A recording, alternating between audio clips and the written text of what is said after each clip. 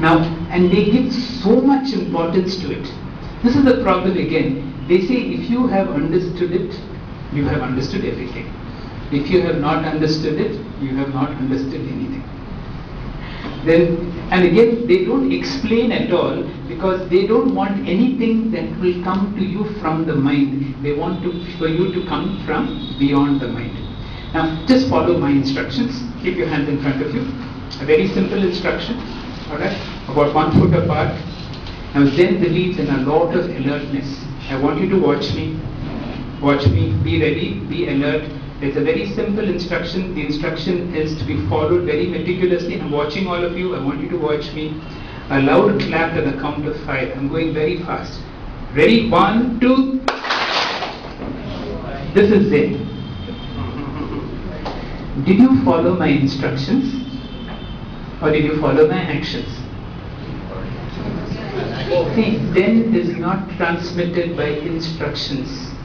If you were a true student of Zen, the communication will come not by what you say, but you imbibe a communication which may be different from what you have said, but you will imbibe that communication. As I said, Zen went from India through Bodhidharma. Bodhidharma went through one of those difficult passes and he went to China. Now, Zen, he was an enlightened master. He was very famous. And when he was so famous, the king of China comes to receive Bodhidharma. But Bodhidharma was a man, one angry looking, idiotic person. A person whom you could, who does not follow any convention. And as he was walking to the king's palace, and as the king was receiving him, he had one shoe on one leg and one shoe on his ear. Now, the king has to receive such a person and put him on the podium, and here is a person who is keeping a shoe on his ear. And then the king receives him because he's really a really great man, but no ordinary sense at all. And normally you will give a lot of respect to the king. This man will never give any respect to the king. But the king was a great follower of Buddhism. Nobody has contributed so much to Buddhism as much as this king has contributed. And thousands and thousands of Buddhist monks were in his court. He would pay for them for translating what all Buddha had said into Chinese. So he did a lot of propagation. The whole of China became Buddhist. And even today, the whole of this one man, his name is, I think, Wan. You look at the internet about this country. You look on the internet for discussions between Bodhidharma and this King Wan of China. Very interesting. Today everything is there on the internet. You ask for all Zen stories.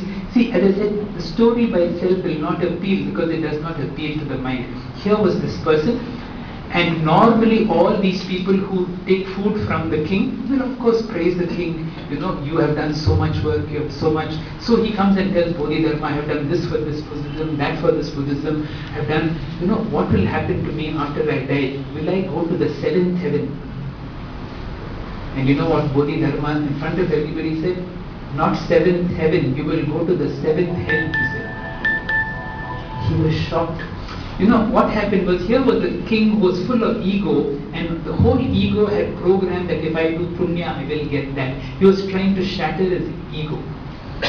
And finally, he said, their discussions was a total flop. Whatever the king said, Bodhidharma would say something reverse only. But still, the king was a very tense, very anxious person. So he said, I still want to learn something from you. He said, come tomorrow morning to my cave. I am outside your capital. You have to come. You have to come alone. Bring your mind with you, he said. And he showed him one heavy stick. Okay, bring your mind with you. And your mind is creating trouble, no? I will take off your mind. Now, it required a lot of courage for the king to come to Bodhidharma. And he knew this man was something great, but he did not have the courage to go to him. Because, you have to give up everything what society says. But then, when the king was finally dying, he remembered what Bodhidharma said. Hundreds of fake masters were there. Fake means masters in the ordinary sense, but not a true master who had the sparkle of Bodhidharma. And in the deathbed he said, can you bring Bodhidharma to me? But by then Bodhidharma had already left China. He had left China, he walked into the Himalayas, he died somewhere in the Himalayas. But he did one great transmission. He had brought Zen to China. Some echoing is there? Is it okay for you? In China, Zen grew. It became so big all over the country. It grew. But then Chinese environment is a balanced environment. It is neither introvert nor extrovert. The Zen grew to be a tree, but it could never flower. And one Chinese master called Rinzai took it to Japan, and in Japan it bloomed. The great blossoming of Japan happened in China. That is why the Zen manufacturers thought they will name a car an Indo-Japanese car. So it's a combination of Indian, Japanese with a Chinese thing. And Dhyan in India became Chan in China and became Zen in Japan. That is how. I will tell you one koan. Koan means if you understand that, you have understood everything. But if you have not understood, you have not understood. The problem is there is no way to explain. If you have got it, you have got it. If you have not got it, you have not got it. Right? We'll try. Now, we will just try this experiment. Now, the question is, have you heard the sound of one hand clapping? You will try that experiment. Now, I want to know if any of you have heard the sound of one hand clapping. Two hand clappings we all know. Okay, I will give you an instruction. When I say 1, 2, 3, all together, I'm not going to fool you this time. When I say 1, 2, 3, we will have two hand clapping. After that, I will say 1, 2, 3, one hand clapping. Then I will say 1, 2, 3, two hand clapping.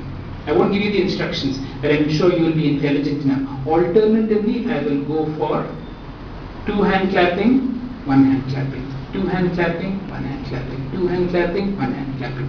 After some time, some of you will hear the sound of one hand clapping.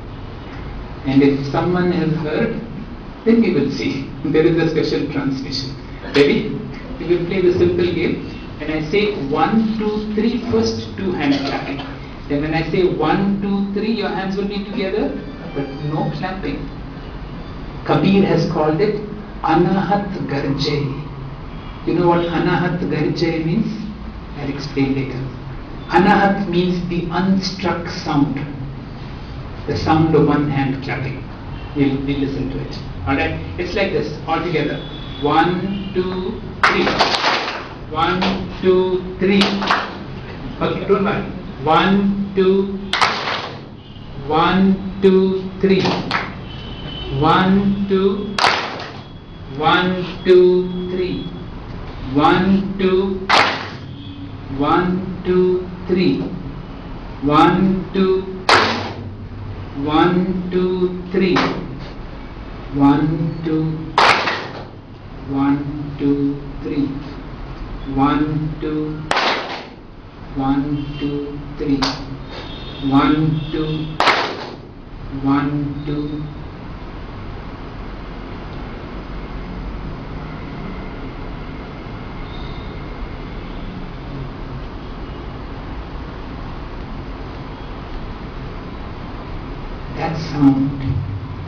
That sound of silence. That sound of silence is the sound of one hand clapping. And that sound of silence is the same as the sound of Om. You know, Om stands for the sound of silence. Om has got three padas, A, U and Ma. Shall you all chant Om? We'll chant Om, pause. Om, pause. That pause that comes after the chanting of Om is the sound of one hand clapping. Now we are all used to noise. I want you to be comfortable with silence. You know, in silence, suddenly we go beyond the mind. Ordinarily we work in the domain of mind.